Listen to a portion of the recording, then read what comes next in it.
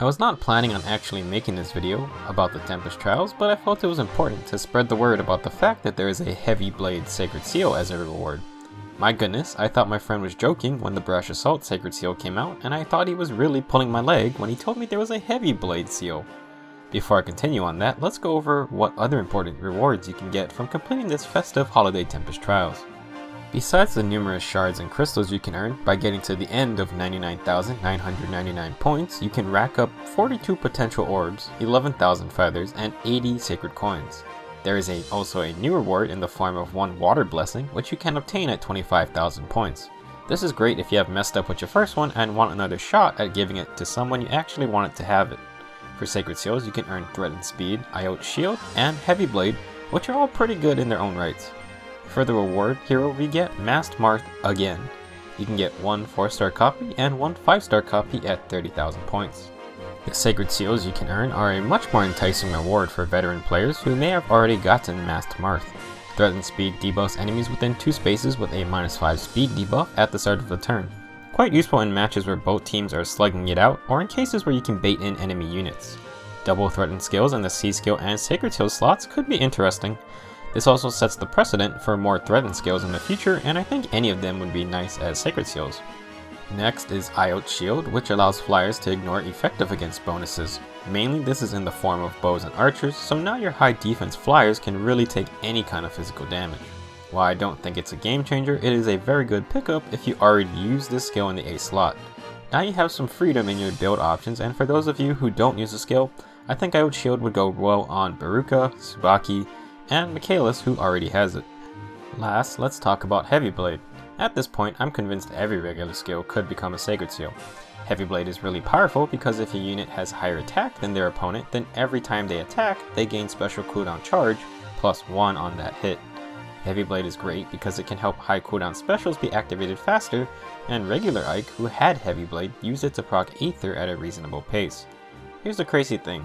Since Heavy Blade occupied the A slot, you could not run skills like Death Blow or Swift Sparrow at the same time. Well, now you can.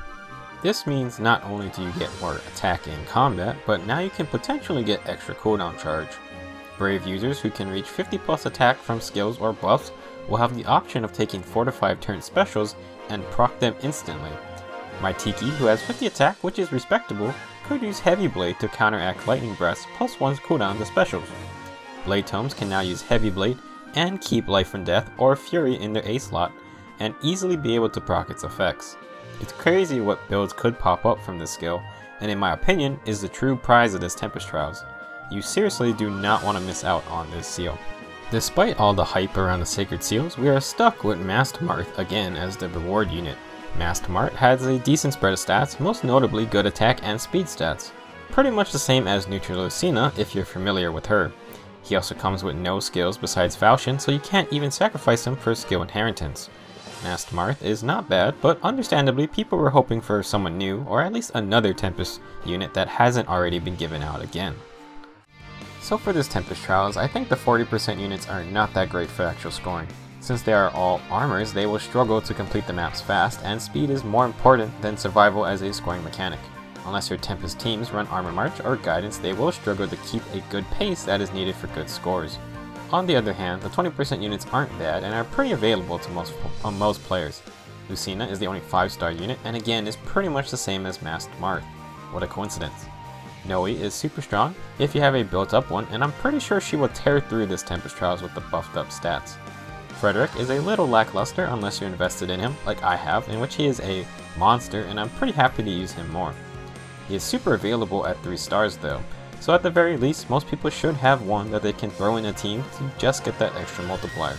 Again, I want to emphasize that Heavy Blade as a Sacred Seal is ridiculous. If anything, it's a very fun skill that I know I will enjoy testing, and now you will be able to put it on anyone except healers of course. It is an easy choice for a tier 3 upgrade, and I hope you have red badges because that's what it uses. Once people get it and upgrade it, I'm sure a ton of new builds will pop up even if they are just for fun. High Tier Arena just got another tool to play around with, so be on the lookout for any strange builds. I'm sure people will be trying out more Gale Force shenanigans, which can be deadly if you don't account for it. Lastly, I think Masked Marth is still a good reward for new players. Falchion is a good weapon, and Masked Marth has a decent spread of stats. Older players can at least now get a potential +5 merged Masked Marth, I think, which is actually pretty good, and if Falchion ever becomes a meta weapon, then a merged Masked Marth may be a powerful ally to have. I assume he will appear again in the future, so a +10 merge may arrive sooner than what was expected. That's basically it for this video. Not the craziest reward unit, but Heavy Blade basically makes this Tempest Trials worth doing. I know everyone is busy during the post-Christmas, pre-New Year's week, but this is a prime time for gacha games, and I don't believe this is the end of all the news. Remember that you can auto-battle Tempest Trials, and you still get a decent amount of points. With a decent team, you can easily auto-battle the 5-battle hard difficulty, and you will make some progress at the cost of stamina potions, of course. I'll see you guys in my next video.